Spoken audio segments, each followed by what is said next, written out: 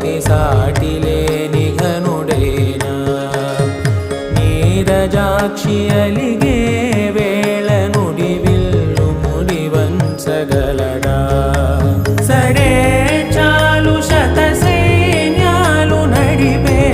ధీరుడైనా వసుధావాణి మిథిలావేణి మది వెనుక పలుకు పలుకులెరుగగల